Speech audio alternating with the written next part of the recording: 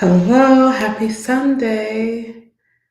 I am, as always, trying to connect all my things so that we can get started and rolling. Okay, just giving.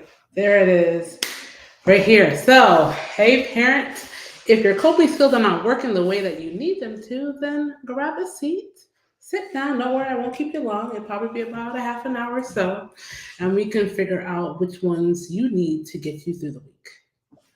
So, I am Natalie. I am a licensed clinical social worker. I am the host and founder and CEO of Raising Teens with Natalie. So, thank you for joining me today on this Sunday.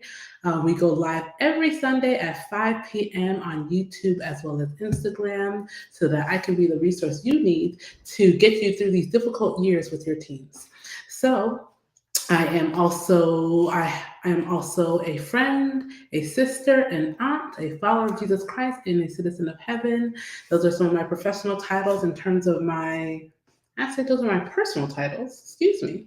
And some of my professional titles would be I'm a licensed clinical social worker, as I explained before.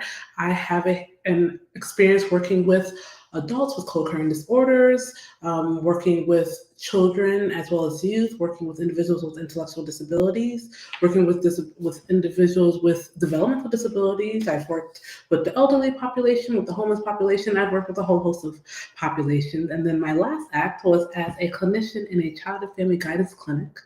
Um, in the Connecticut area, where I work primarily regarding children and families with the focus of trauma.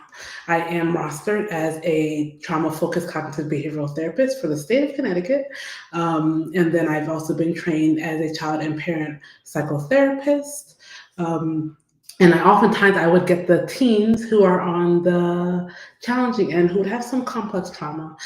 In When I was there, I had started a group called Raising Teens, which now is making itself to you guys, to the public, and on YouTube and Instagram because it was just a wonderful group where we talked about some of the challenges that some of the parents were having with their teens because they had high mental health challenges in terms of major depressive disorder. A lot of them with a history of suicide ideation, a history of maybe self-harming techniques, a lot of PTSD that I see, so post-traumatic stress disorder. Individuals also with ADHD, but primarily for those who had a traumatic background, whether they've been removed from their parents' care, whether there's a contentious relationship with the parent. So I worked with the child as well as the parent who parented them. And some of the parents were grandparents, some of them were foster parents, some of them were biological, some of them were family friend just because of how it worked out in terms of their family structure. But if you are a parent with a teen in your home, this is for you. So thank you again for joining me. So today we're talking about coping skills, right? Coping skills, and are they working for you?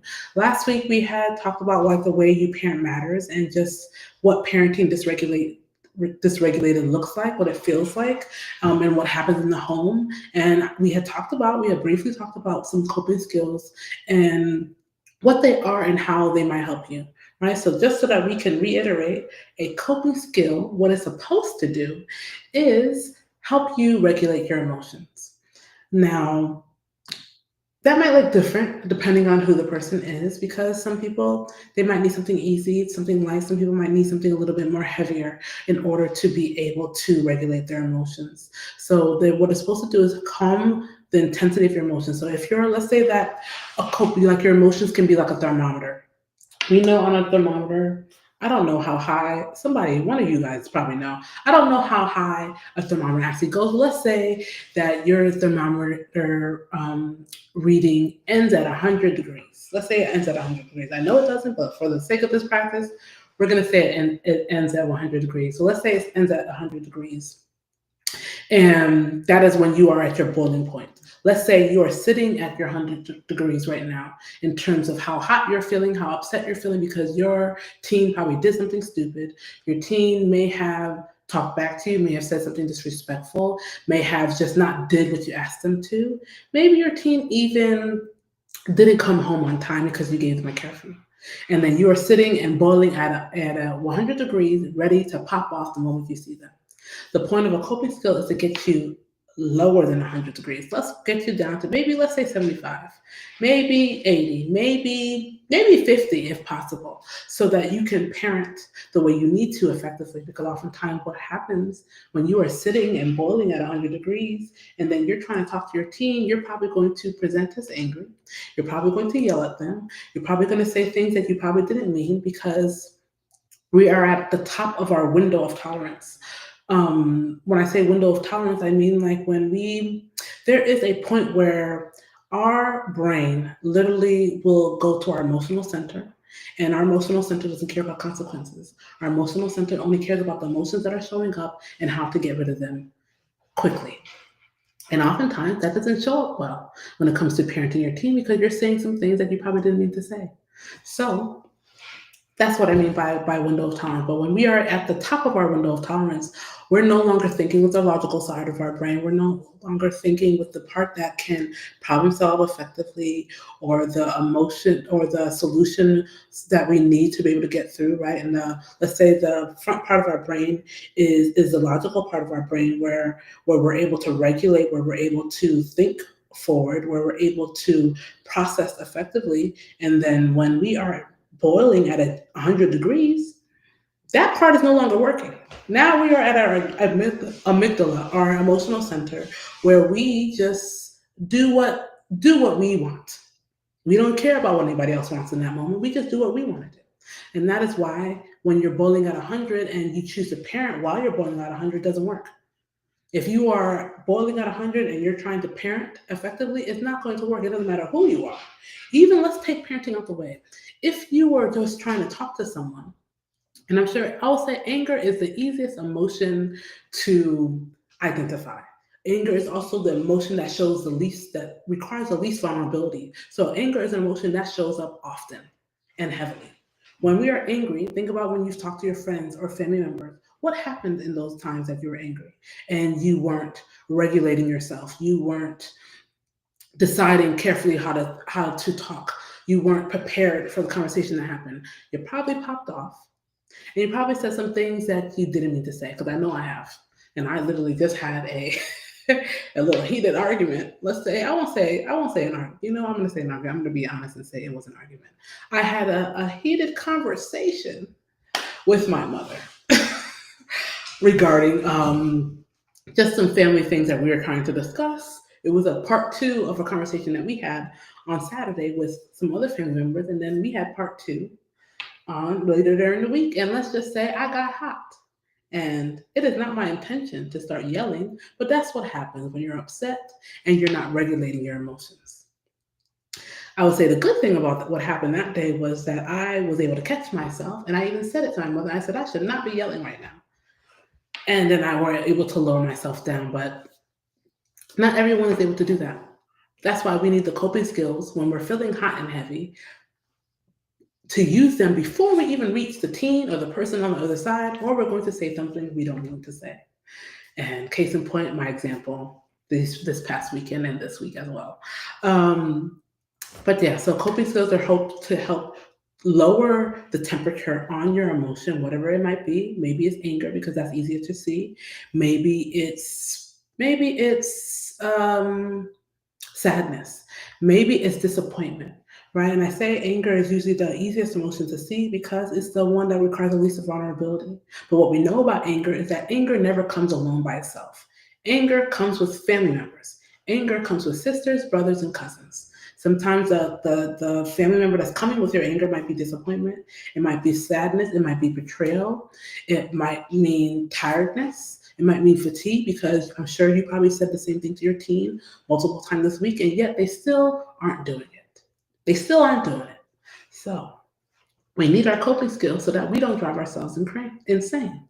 We need our coping skills so that we don't go to jail. We need our coping skills so that we can parent the way we need to effectively. Because when you are, like I said, up at 100 degrees, you can't parent effectively. No one can. No one can think effectively when they're at the end of their boiling point at 100 degrees. It's just not possible.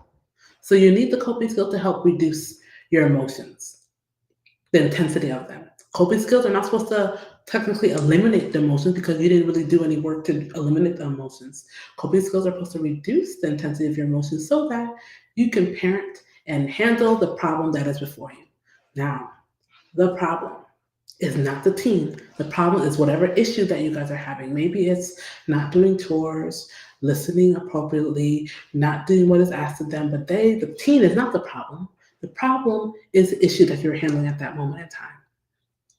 Another thing I will say about when we are at our boiling point at 100 is that we stop fighting fair when we are boiling at 100. What I mean by fighting fair, I mean is that oftentimes when someone, a parent such as yourself, is parenting and is at the 100 degree of boiling point on the thermometer, and you're trying to parent, you're bringing up other things that happen on different days than what happened just now. You're probably bringing up what happened on Monday and Tuesday and Friday and last month on a Saturday, instead of just the problem that happened just now. Now, I know that your team probably did the same mistake over and over again. That's going to happen. Okay. They are a team. They are a team. It's going to happen. You're going to deal with the same issue multiple times. Just accept it, is what I'll say. Just accept it. I'm sorry. I know you probably don't want to, but accept it. You're going to say the same thing multiple times. That's just what it is. Because they're a team. Their brains are not developed the way you think they would be, because they are going through a developmental process. They're going through puberty, the hormones, and all these things that are affecting their ability to think properly. They can't think properly because their brain is doing too many things at one time. So accept the fact that they are not going to listen when you ask them to, and then we can move on. Anywho, I feel like I went on a tangent. Anywho, but yeah, when you're parenting at such a high degree, you're bringing up other things that have nothing to do with what you're talking about. Nothing to do with what you're talking about. And that's not fighting fair. That is not fighting fair at all, because all it's doing is just bringing up more moments that made you upset, that's making you even more upset. Now you've pushed the cap off your thermometer, because you were already at 100 degrees, and you bringing in other situations that are also going to make you upset, it's just going to push you past your boiling point. And when we are past our boiling point, you're really going to go crazy. And we don't need that. Parenting at such a high stress level is not helpful for you. Forget the teen for the moment. It's not helpful for you. So that is why it's not helpful for you to be able to not use your coping skills and just allow yourself to parent in such a high state. So we use the coping skills to reduce the intensity of the emotion so that you can parent, so that you can think with your thinking cap on solutions, or just so that you are not saying things that you don't need to say, just so that you are not hurting people's feelings. Because when we are angry and we are at our boiling point, we're probably going to hurt somebody's feelings. And it's probably going to be the teen. And even though that may not be your intention, that's what happens when we're parenting with such intensity. So you need the coping skill to reduce the intensity of your emotion, and then you can think properly, and then you can problem solve the actual problem, because once again, your teen is not the problem. The problem is the problem. The issue that you're facing is the problem. The thing that they didn't do or did do is the problem, not the actual teen itself. And then once that happens, let's say you were at 100 and then you reduce it down to, I'm going to say 90, because maybe 50% is a little too high for some of you guys. We'll say 90, maybe it's 80 or 85. And then we can parent in a way that will be effective, in a way that's not causing you stress, in a way that you're not going to harm people's feelings and also cause disruption to the relationship with your teen. So what can some of those coping skills look like? Well, if we think about before we even get to our teen, maybe it means setting appropriate boundaries and making sure that they are clear. Boundaries is an essential tool that you need to be able to manage yourself in a way that is effective.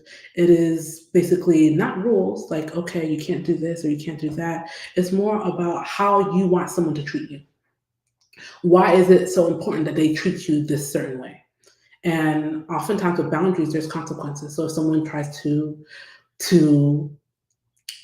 push on the boundaries, because oftentimes teens will do that, then for you, it is for you to give a consequence. Let's just say the boundary was like, okay, we're not going to use our phones after after 10 o'clock because you notice your teen is sleeping late most days.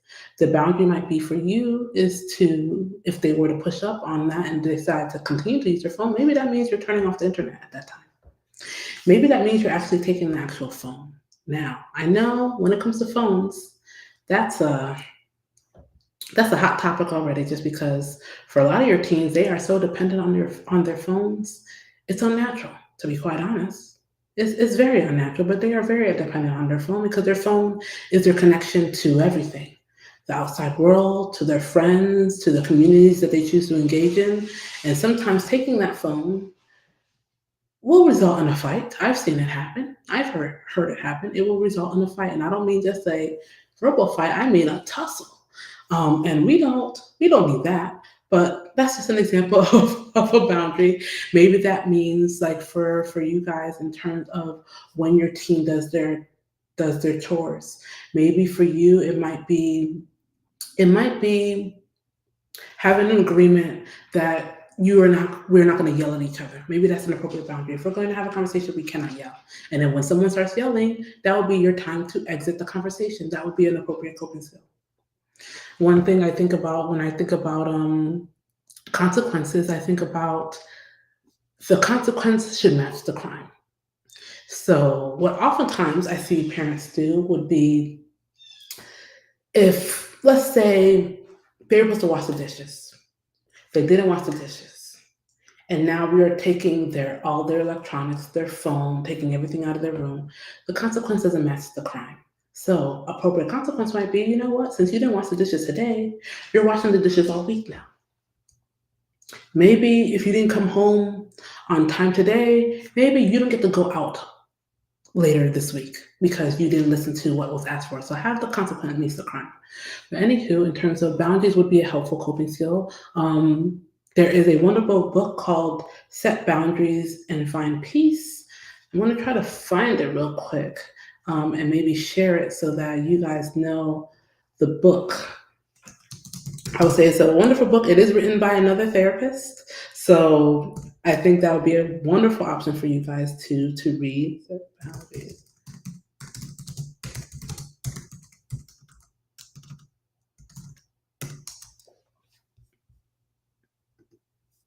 See, I'm an Amazon girl, so definitely maybe get it on there. I know you can also go to your local Barnes and Nobles to find that book there.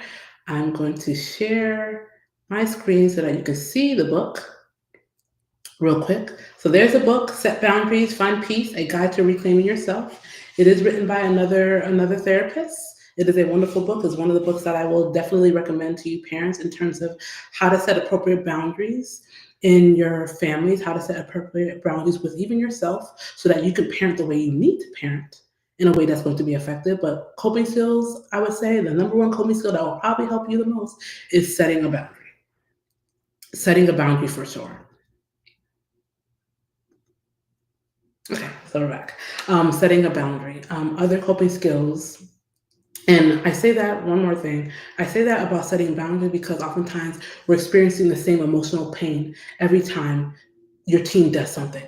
The same emotional pain, and that pain doesn't go away. It just keeps building and building and building, and all of a sudden you're acting like a crazy loony bin, and we don't need that. So setting boundaries, I would say, would be the number one way to manage yourself well, and would be a great coping skill to use so that you can parent effectively. Now, I will post some healthy boundaries later this week so that you guys can have a guide as to what that might look like inside your home with your teen. I know I gave a few brief examples, but I want to be a little bit more detailed later this week so that you guys could understand what that might look like and a healthy way to do so. Other coping skills might be humming. I mentioned that last week. Humming is a great coping skill that activates the vagus nerve that helps reduce the intensity and the pressure in the brain. Singing might be a helpful one. I will say smiling, even though you're mad, because you can't smile and be angry at the same time oftentimes.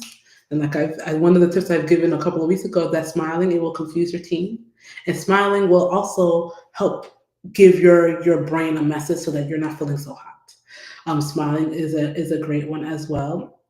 Maybe it means doing an activity. Maybe there's some hobbies that you like to enjoy. Maybe it's going outside. Maybe you need to step outside to stand in the sun. Maybe you need to go on a walk. Maybe you need to listen to some music. It makes you think about what coping skills that are not so helpful would be scrolling through Instagram, YouTube, or TikTok. Even though I know we're on Instagram and YouTube right now, but oftentimes when we are feeling hot, because we're at our boiling point and we're scrolling through Instagram, we're scrolling through TikTok or YouTube, we end up being there longer than we wanted to be there. And because of, I'm sure you guys heard of like dopamine levels in the brain, and that's just how I'm sure there's posts that I've seen and there's posts that you've probably seen about how the dopamine levels affect us, especially when it comes to viewing some of these social media tools. And it's not the most helpful because you end up maybe be on there longer than you needed to. Instead of being there on there 5-10 minutes, you're on there for maybe half an hour, maybe an hour. And I've fallen into trap too many times to know that that's not the case. So social media is not a helpful coping skill. There are tools and things on social media that you can use, but I would say that maybe use it in a time when you're feeling more regulated. And I also say that because when we are feeling so hot because our emotions are so intense, we can't really retain information at that time. We can't really retain information at that time. And I think that social media can be a helpful tool in order to learn skills. For sure, in order to learn skills. But oftentimes is that when we're on there, because of the intensity of our emotions, we can't really learn or take in information. Instead, we're just trying to distract ourselves. What is something? I gotta find a video that's gonna help me forget about how I'm feeling right now so that I can feel better. But distraction is never a helpful technique to deal with your emotions. We want to reduce the intensity so that we can problem solve. We don't want to reduce the intensity and then forget about the problem, because when has that ever worked for you and your team? When has forgetting about the problem ever worked for you? I know it hasn't worked for me, and I'm not even a parent. So I think about that for you guys, that you have to deal with the problem. So that's why the coping skill that you need is to be able to reduce the intensity so that you can effectively solve the problem, whatever is before you. But when you are scrolling through Instagram, TikTok, and YouTube, you are distracting yourself. You're distracting yourself in a way that's not going to be helpful, because then you either might forget about the problem. Maybe you're trying to avoid the problem at that point. And when we are avoiding the problem, the problem doesn't get fixed, it just gets bigger. And you already have too many problems with your team to have any problem get bigger. So let's use the right coping skill that's going to help us get through the week. Maybe a coping skill might be for you is getting organized. Maybe set a boundary for yourself in terms of what your week is going to look like, in terms of when you're going to go to bed, when you're going to wake up in the morning. Maybe it's cooking a healthy meal. Maybe you need to cook, and that would be something that would help you feel better in the moment. Maybe you need to eat a snack. Now, eating snacks might be a dangerous one too, now that I think about it, because I don't want to encourage stress eating. Definitely don't want to encourage stress eating. And I've already been there before, where you want to just have a little snack you thought it's gonna help you feel good, and all of a sudden the entire bag is empty and there's 15 servings in that bag. That's what we don't want. So let's say snacks are not it. Maybe a meal, but snacks. Let's stay away from snacks. That's probably not a good idea. Maybe it's also mean talking to a friend. Maybe it means praying. Maybe it means reading something so that you can help your mind process. Maybe it means journaling. Journaling is a great coping skill to use. Maybe it's just writing it down. Maybe it might mean ripping paper. Maybe it might be breaking pencils. To be quite honest, I have had some teens in my office who they were feeling really upset and they needed something physical activity to do. And because in my office we're a little limited, so I had them break pencils. Now, someone might say maybe that's not a good idea, where I'm encouraging violence, but not to say. I would say that the breaking of the pencil was helpful for them in terms of they needed to feel like they are in control. And that's oftentimes what happens when it comes to these intense emotions for you, and why a coping skill is needed, because you need to put yourself back in the control seat. When our emotions are so high and the intensity is so high, we are no longer in the control seat. Our emotions are riding the car, and our emotions don't care about nobody, maybe not even ourselves. So we can't allow our emotions to be the driver. because they don't got a license. Be the driver driving the car of your life. So maybe that means, yeah, journaling would be a great one. Reading would be another one. Maybe you have plants that you need to water or care for, because these activities are going to help you do an activity while you still get to process what's happening. And versus just forgetting about it and just distracting yourself. Distraction, like I said, never works. Distraction never works. And all it does is make the issue bigger. Not better, but bigger. So hopefully some of those things will work for you. I'm hoping that anything I said today was helpful to you. I will, like I said, post some helpful boundaries for you to set, to be able to manage yourself, to be able to have a healthy coping skill for you to use this week. On Tuesdays and Thursdays are usually my posting schedule. Sometimes a little off, but I'm always posting at least 3 times a week, this including the first one. So let's take this week and be the driver's seat instead of letting our emotions drive the car. And we are going to regulate this week. So the goal is to use a coping skill that works. So I will see you guys again next Sunday. With the added caveat of, because next Sunday I am going to be traveling, so there will be a video posted at 5. I just won't be live at 5. So hopefully that is okay for you parents who are going to be watching or staying tuned. There will definitely be a video posted at 5 p.m. Eastern Standard Time. We just won't be live just because I'll be traveling and on the plane. So I will see you guys again next Sunday at 5 p.m. Eastern Standard Time. Other than that, click the link in the bio, visit my website, send me an email about maybe how this was helpful to you. Leave a comment under this video so I can know what boundaries you chose to put in place, what coping skills were helpful for you. And then hopefully we can build a community here on social media so that you can parent the way you need to this week. Until next time.